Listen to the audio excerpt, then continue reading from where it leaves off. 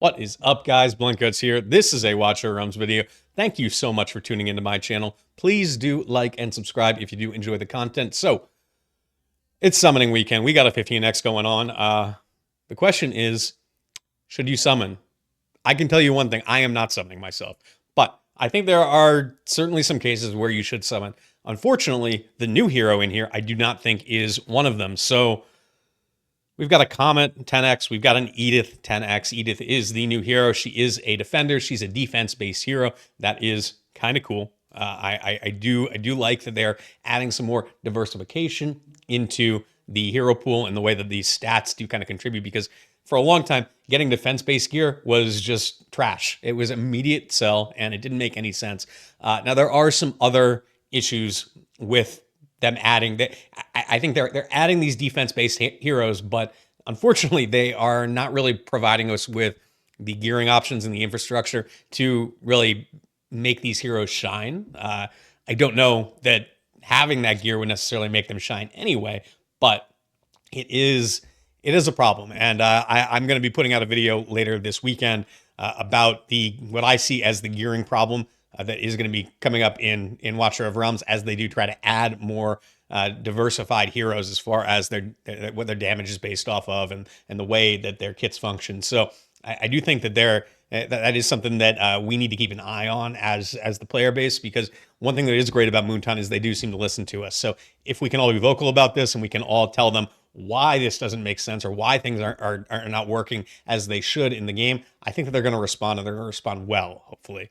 They seem to have done that in the past, and it is something that I personally very much appreciate. It does make me feel better about spending money in this game when I do feel like I want to. So I can tell you, I played Raid Shadow Legends for about 4 years, and I loved that game. I did spend at times, but by the end of it, any time that I spent, I felt bad. I felt like I was just giving in to their, I don't know. I didn't appreciate the way that Plarium operated, and it really left a sour taste in my mouth whenever I spent money on their game, despite the fact that I liked the game a lot. So we're gonna do a brief look at Edith here. So she is defense based. As you can see, the talent, all damage scales off of defense. When taking damage, consumes 1 stack of Equine Aegis to reduce this damage by 30%. So that's kind of cool. As long as you can keep those stacks up, you are getting a 30% damage reduction per hit. However, I imagine that if she's getting hit regularly, that is going to go down quite quickly. So it may be more valuable for large hits that aren't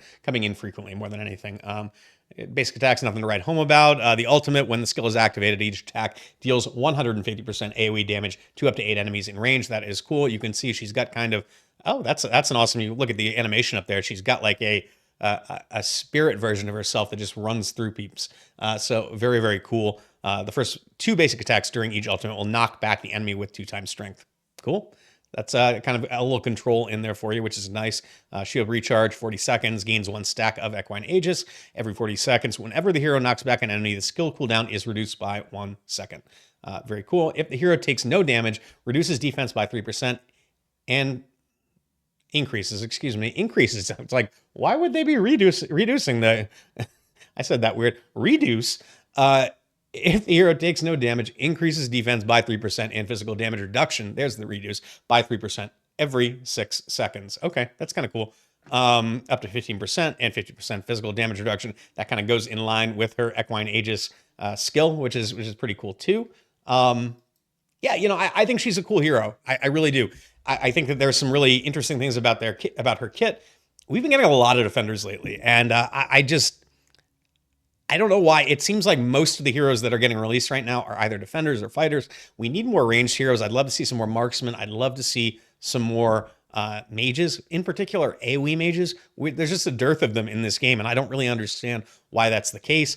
There is content that specifically needs AoE magic damage, and we don't seem to have enough of it. So I'd like to see them shift and bring in some more of that. Another defender, cool hero. I like her. I like her kit. She looks kind of like an upgraded Aveline, which is awesome. She doesn't have the increased block that Aveline has, so I don't know that she's going to be anything special in, say, like the tank codex or anything like that. My problem is I just don't know where you really need her.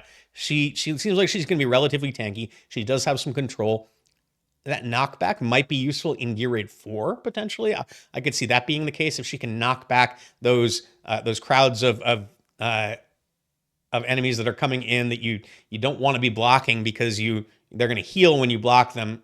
That I could see being useful, but I just don't know that this is worth pulling for. It really is at the end of the day. This is a hero that I would be excited to get if I just pulled her randomly, but it's not somebody that I am going to be pulling for specifically. But on the other hand, Khamet over here, this man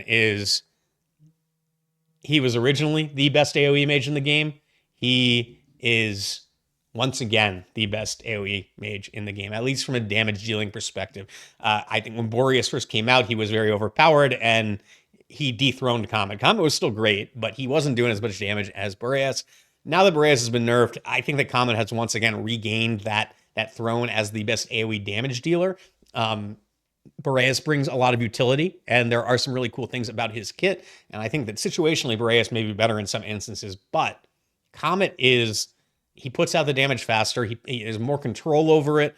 There's not this big lag time like there is with Boreas in between the AoE hits. I really love him. I have him A4. I think that this banner right here, well, let's look at his kit real quick. So basic attack deals 100% magic damage to 2 enemies, up to 120% if you fully skill him up. That is pretty cool. Each attack deals 320% AoE damage lasting for 15 seconds on his ultimate. That's going to go up to 400% AoE damage. Awesome. Just so good. And if you skill it all the way up, it's going to go down to 1200 cost, and it's going to be a 20-second duration, which is amazing. I can just say from personal experience, Khamet was actually on my first 1+1. I pulled him in Hex, and Khamet was a game changer for me. He wasn't as big early on for me as my Hatsuit ended up being, but he was still really, really good, and he remains really, really good. You want him on your account. He is kind of like he's a staple, like there are some heroes that are nice to have that are like luxury items. Khamet is not a luxury item. If you don't have him, you 100% should be pulling. Honestly, I'd say you might even be tempted to pull if you don't have him awakened up to A3, but we'll get to that in a second. Let's take a look at the rest of this kit here. So, Curse of Obliteration. Every 7 attacks applies Curse to the enemy target. The next attack can target... I just can't read today. The next attack to an enemy target with Curse can trigger Obliteration Strike. Again, very cool. Obliteration Strike is his talent here. So, talent Obliteration Strike deals 400% extra high damage. That's extra high damage to enemies who have not been attacked. Okay, that's kind of cool. I like it. The thing about this is that it's great. That's that's the thing about it. I think the problem with it really is that it doesn't occur all that frequently. So it's every 7 attacks on the passive. It does go down to every 5 attacks when you do have him fully skilled up, and the curse duration does go up once on second. If you aren't aware, since curse is kind of an uncommon debuff in this game, it's only on the Esotericists as far as I know. Curse, it lasts 2 seconds, 3 seconds, or actually, 4 seconds once you do have them fully skilled up. Cursed units are unable to perform basic attack, which is really cool. I do think that, especially in Guild Wars, there may come a point where you can stack a team with Esotericists and basically prevent the enemy team from being able to do any kind of damage to you. Because almost all of the damage on all the Demon Soldiers is from their basic attacks. And if you can just neutralize that, you're just like, you're cutting out half of their damage. Very, very cool. I'd love to see if that might be workable. We'll see. Maybe something for a future video. Finally, we've got another passive here. Upon killing a target, the hero's attack will bounce off of 2 enemy targets, dealing 120% magic damage. That is called Infernal Plague. It goes up to 160% magic damage when you do have it fully skilled up. Very cool. There are some points where, especially when he's attacking low HP enemies, where he'll kill one, and you'll see this thing just bounce from down an entire line. Like, I'm talking about killing like 20 in a row. It looks like a round of dominoes just like falling over on top of each other. It's awesome. It's a really good feeling. Feels really powerful. Is really powerful in certain instances. The only thing that I will say is that you only get that effect when you're going against really low HP enemies, or you significantly outgear the enemies that you're facing. So it's not going to give you that same kind of power level when you are going against content that is challenging. When you're attacking high HP enemies or high magic resist enemies, you're not going to get that same kind of domino effect, but it still is really cool. And it's just an added bonus to his kit, which is awesome. I will say it synergizes really well in AoE content, because the enemies that you're trying to take out with AoE oftentimes are not super tanky. So you are able to get some benefit off of this. And it just adds to his overall AoE damage, which is really, really cool. So let's take a look at his awakenings. So A1, we were just talking about Infernal Plague. Infernal Plague can bounce to 1 extra target. So it's going to be 3 enemy targets, which is really cool. If we go to the A2, plus 5% attack, always welcome. More attack is wonderful. And you do kind of get capped out on gear at a certain point. So this is one of the few ways when you do have an endgame account that you can increase your hero's damage output, which is really nice. That is, as far as I know, his base attack as well. So you're going to get an extra, let's take a look at his, I think he's got about 4,600 attack. So you're going to get 5% more. So what is that? 200 or 300 attack, basically. It's not amazing, but it's not bad at all. And again, it's going to get multiplied by all of the attack bonus pieces that you have. So you're going to get more out of it than just that 5% attack, 200 attack or so. So A3, this is the big one in my mind. This is a really powerful one. So each attack deals 400% AoE damage lasting for 20 seconds. That is his ultimate. But the ultimate range increases when you do get this A3. It's awesome. It is really good in Arena. It's really good in Guild Wars. He essentially gets, if you think about like a Dolores range on his ultimate.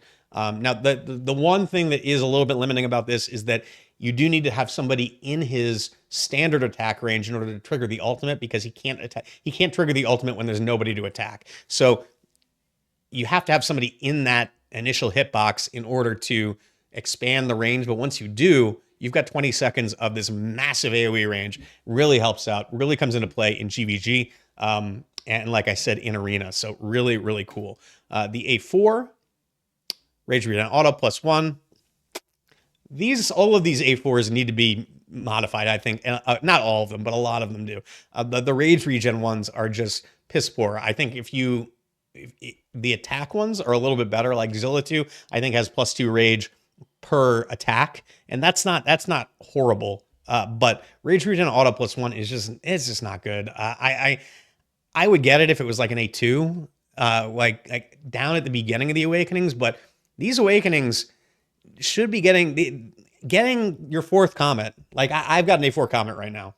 I'm not pulling. I'm not going to be getting. I don't feel the need to go for A5 right now. I'll probably get it eventually, but I'm not in a rush for that. So I'm not going to waste my summons on it this weekend. But the A4 was just like, I mean, he's no more effective now than he was when he was A3, and that sucks. I mean, that really does suck. I think that pulling these heroes, it's so rare. You want to compel people to want to continue to progress, and some of the awakenings are just not compelling at the end of the day. So finally, Awaken 5, when dealing damage, Infernal Plague inflicts curse on the target. Very cool. More curse, more good in my mind. I like curse. I think it's an underrated, or maybe just doesn't get enough attention, because there are not a lot of heroes that can put it out, but it can be really effective. I think if you could figure out a way to get it on the enemy targets consistently, it could be really, really impactful. I think in Guild Wars primarily. I don't know if there's any place else in the game that you really need it, but anyways, that's the 10x. We do have some heroes, some epic heroes in here. Esme is in there. I don't think that she's worth pulling for, honestly. Unfortunately, with the poison nerf, I just don't think that she's going to be as impactful as she would have been before that. Jankar is kind of a niche hero. He does have increased block for a fighter, which is kind of cool, but he's certainly none of these epic heroes are worth pulling for. What is his name again? Brunor. He's a waste of your time. Don't invest your resources into Brunor unless you're really early game. There's not much you're going to get out of him.